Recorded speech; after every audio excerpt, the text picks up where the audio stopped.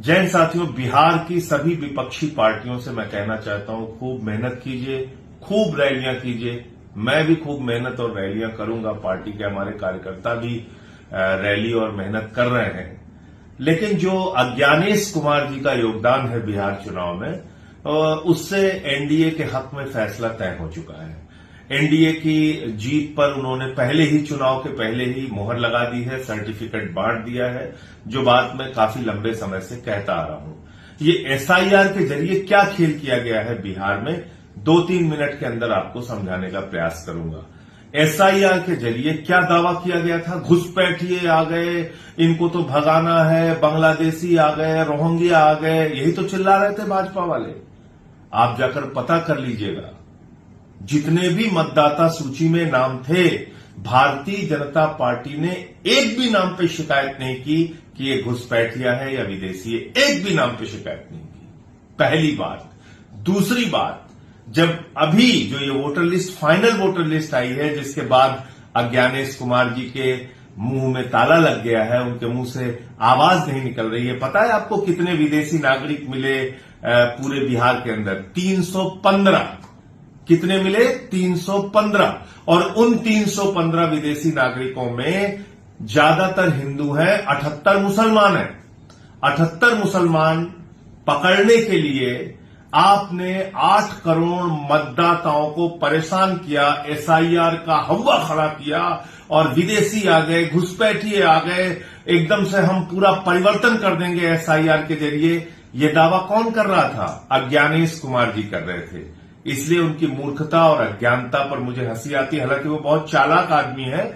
ये अज्ञानता में वो कुछ नहीं कर रहे थे। वो दरअसल जो कुछ भी कर रहे थे, मोदी जी के इशारे पर कर रहे थे, भारतीय जनता पार्टी के कहने पर कर रहे थे। और क्या खेल किया है इस फाइनल लिस्ट में, वो भी आप समझ लीजिए। 5 लाख डुप्लीकेट वोट हैं बिहार में।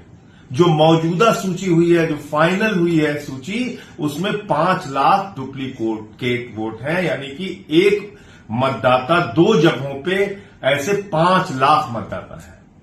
एक मतदाता 2 जगहों पे, जिनका एड्रेस सेम है, पता सब कुछ एक जैसा है, नाम एक जैसा है, सब कुछ एक जैसा है, ऐसे 5 लाख मतदाता है। आप सोचिए, कुछ हजार के अंतरों से पूरे हरियाणा का चुनाव बदल गया। कुछ 1-2% वोट के अंतर से दिल्ली का चुनाव बदल गया।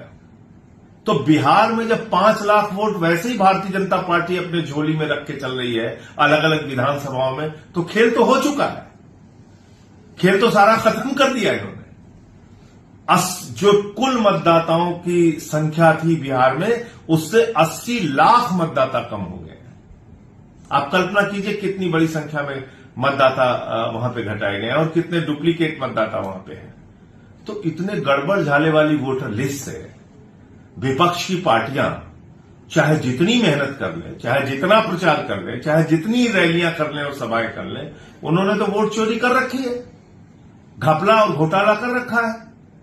तो चुनाव में जो एसआईआर के जरिए घपला करने का मकसद मुख्य चुनाव आयुक्त अज्ञानेश कुमार जी और नरेंद्र मोदी जी का था, वो बिहार में सफल हो चुका है।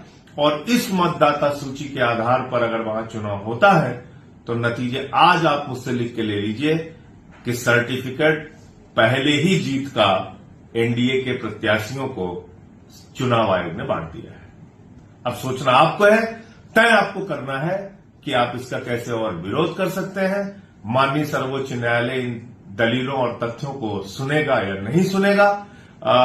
अगर सुनेगा भी तो क्या इन तारीखों को रोकेगा या पुराने मतदाता सूची पे चुनाव करने का आदेश देगा? ये तमाम ऐसे सवाल हैं जो बिहार के चुनाव को लेकर खड़े हो रहे हैं। हाँ, ये जरूर है कि इस प्रकार से लोकतंत्र तो नहीं चलेगा, वोट चोरी जरूर चलेगी। जय हिंद।